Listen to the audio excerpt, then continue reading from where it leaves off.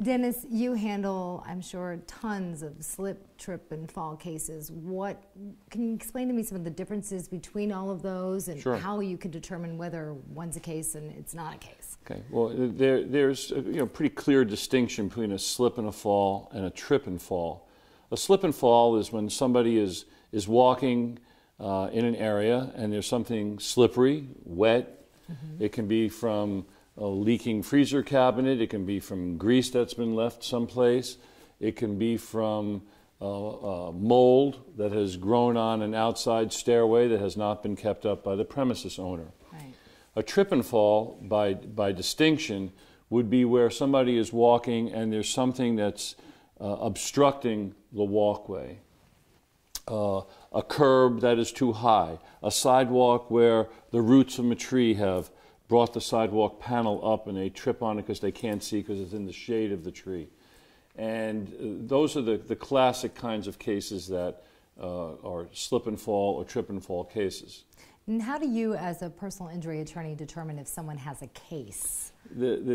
Again, what we need to establish is that the client was careful and that the landowner either had notice or should have had notice that the premises that he was providing for someone to walk upon was dangerous. And when I say should have had notice, somebody might see that their curb is not level with the other panels and do nothing about it because they don't want to go through the expense. If we can show that they've had notice either by the length of time or by actual notice from a prior accident, then we have a classic case for a trip and fall or a slip and fall. What are some of the challenges that you face? Well, the biggest challenge is notice, as far as liability is concerned. That we have to establish that the premises owner either had notice or should have had notice if they were trying to keep the premises up in its proper condition. And why should someone hire a personal injury attorney to handle his or her case? Well, because this is what we do. Through the years, we've handled thousands of slip and fall or trip and fall cases, and we're expert at locating witnesses, gathering evidence to establish the most difficult part of these cases, which is the legal notice issue. And what kind of damages can someone expect to incur? Well, first of all, there's medical damages. When somebody slips and falls, trips and falls, they hurt themselves, they break an ankle, they injure their back, there's medical damages to get somebody better, and there might be future medical damages as time goes on.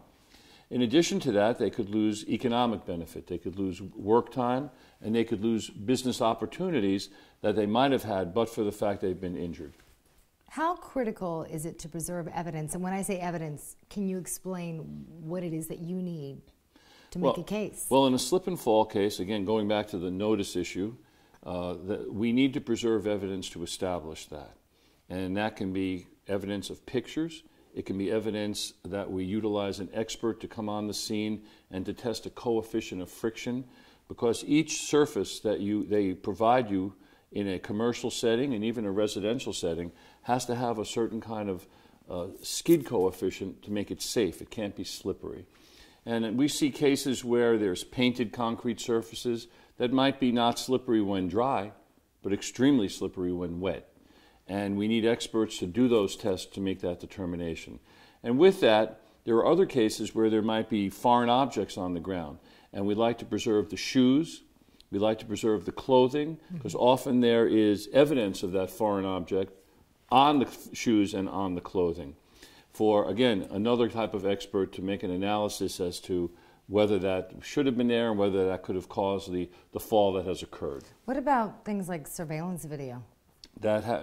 Today, I mean, there are cameras all over the place There's now. cameras all over the place. And, you know, that can be a two-edged sword. Sometimes the angle of the camera might be such that it doesn't appear that there's anything on the floor, but yet there might have been.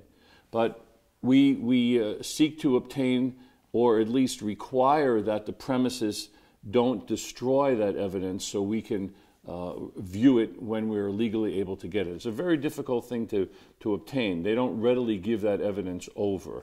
But nowadays, witnesses even like get out their phones and record, right? Other than the surveillance films, yeah, a lot of witnesses will take out, if they're smart and they've seen these things before, or if they've listened to our our advice from our website and other paraphernalia that we provide, they can take out their camera and take photographs, and that happens a lot today.